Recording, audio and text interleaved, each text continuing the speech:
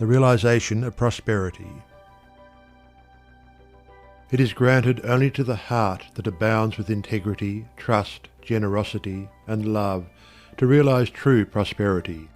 The heart that is not possessed of these qualities cannot know prosperity, for prosperity, like happiness, is not an outward possession but an inward realization. The greedy man may become a millionaire, but he will always be wretched, and mean, and poor, and will even consider himself outwardly poor as long as there is a man in the world who is richer than himself, whilst the upright, open-handed, and loving will realize a full and rich prosperity even though their outward possessions may be small. He is poor who is dissatisfied. He is rich who is contented with what he has, and he is richer who is generous with what he has. When we contemplate the fact that the universe is abounding in all good things, material as well as spiritual, and compare it with man's blind eagerness to secure a few gold coins or a few acres of dirt, it is then that we realize how dark and ignorant selfishness is. It is then that we know that self-seeking is self-destruction. Nature gives all, without reservation, and loses nothing. Man, grasping all, loses everything. If you would realize true prosperity, do not settle down, as many have done, into the belief that if you do right, everything will go wrong. Do not allow the word competition to shake your faith in the supremacy of righteousness.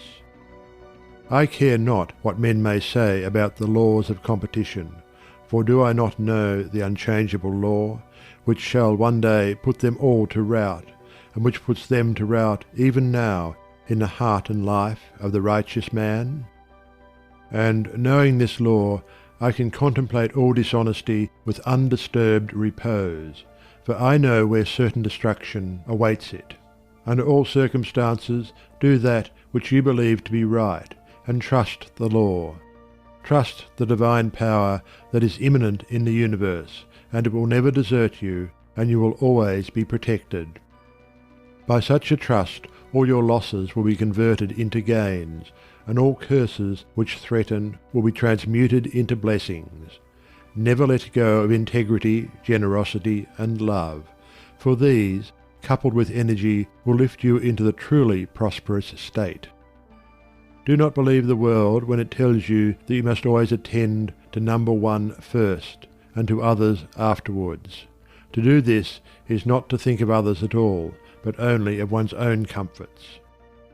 To those who practice this, the day will come when they will be deserted by all, and when they cry out in their loneliness and anguish, there will be no one to hear and help them. To consider oneself before all others is to cramp and warp and hinder every noble and divine impulse. Let your soul expand, let your heart reach out to others in loving and generous warmth, and great and lasting will be your joy, and all prosperity will come to you. Those who have wandered from the highway of righteousness guard themselves against competition. Those who always pursue the right need not trouble about such defence. This is no empty statement.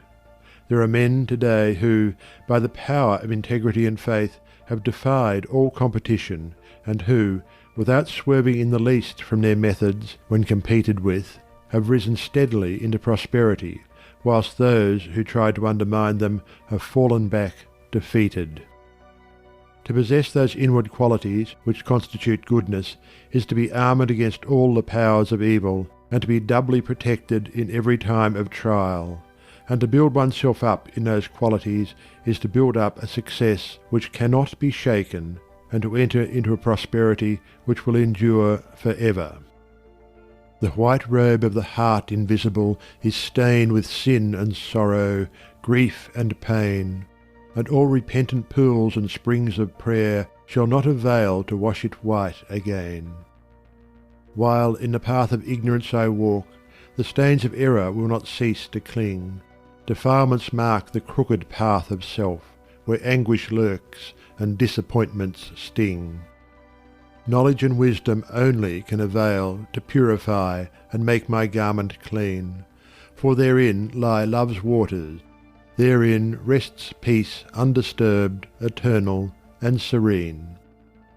Sin and repentance is the path of pain, knowledge and wisdom is the path of peace. By the near way of practice I will find where bliss begins, how pains and sorrows cease. Self shall depart, and truth shall take its place.